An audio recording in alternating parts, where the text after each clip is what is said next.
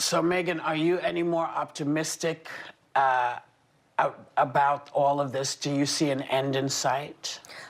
Really quickly, I just wanted to show a clip of Dana Bash talking to Dr. Fauci this weekend. My parents have already gotten their second dose. They're fully vaccinated. Does that mean it's okay for them to spend time with their grandchildren who obviously have not been vaccinated? What's your recommendation? You know, I'm not going to make a recommendation now except to say that these are things that we really do. I mean, literally every day, Dana, we look at that, we look at the data, we look at what's evolving about how many people are getting vaccinated, and there will be recommendations coming out. I don't want to be making a recommendation now on public TV. We want to sit down with the team, take a look at that. So I was very frustrated when I saw this clip. I first and foremost want to say that I respect the great tragedy and all the pain that has come of our handling of the coronavirus. And there are 500,000 Americans that don't have family members, and it's horrific and very sad. And the grief that our country is going through should not be downplayed. That being said, next week it will be a year since we left studio. And I have been very responsible in many different ways, as so many Americans have been. And the fact that Dr. Fauci is going on CNN and he can't tell me that if I get the vaccine, if I'll be able to have dinner with my family or dinner with, I mean, I don't have any grandparents left, but, older people, if I can go to dinner at friends' houses who are older, it's terribly inconsistent messaging, and it continues to be inconsistent messaging.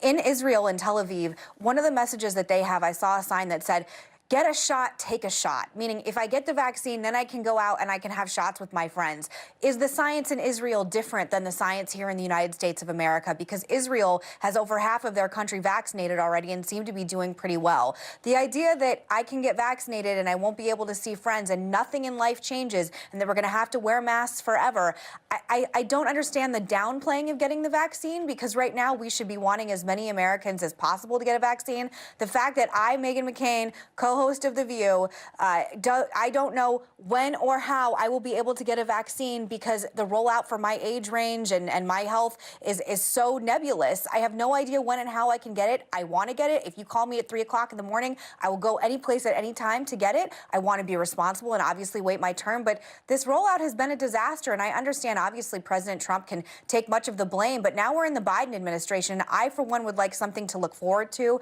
and to hope for, because if getting the vaccine means that just nothing changes and we have to wait another few years till everyone gets it, there's already a lot of people not getting it. We're already having a messaging problem getting people to take this vaccine. So I'm over Dr. Fauci. I think we need to have more people giving more opinions. And I honestly, quite frankly, I think the Biden administration should remove him and put someone else in place that maybe does understand science or can talk to other countries about how we can be more like these places that are doing this successfully. Meghan, will you never learn? It seems like literally every week Meghan McCain uses her platform as a co-host of The View to make a complete and utter idiot of herself. Let me get this straight. Since Dr. Fauci won't issue new official recommendations live on television about socializing with other people after you've received the vaccine, she wants him yanked from his post in the administration and replaced with someone else who will tell us what we want to hear. Honestly, it just sounds like Meghan McCain wants the pandemic to be over and for life to go back to normal, which is obviously what we all want, but the world doesn't work like that. COVID-19 has been far worse here than anywhere else on the planet because of people not listening to the scientists like Dr. Fauci. The thing is, Meghan, yes, this pandemic sucks for everyone, but we have to listen to the scientists and experts about how to gradually remove the safeguards of masking and social distancing as we approach herd immunity in this country, which unfortunately could take a while. Are other countries farther along? Yes, many of them are. But that's because they had governments in place that didn't deny the reality of the virus in the most critical months of initial spread and actively obstruct any coordinated federal response to the pandemic. Yes, Biden is president now, thank God, but he's only been in office for a month, which isn't enough time to turn everything around.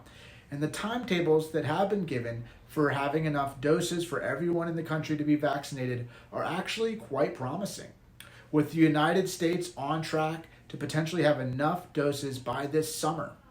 and the capability of getting those shots into people's arms potentially by sometime later this year, depending on a variety of factors, hopefully sooner than later. Still, it sucks. I know. We all want this to be over. But don't shoot the messenger, Meghan.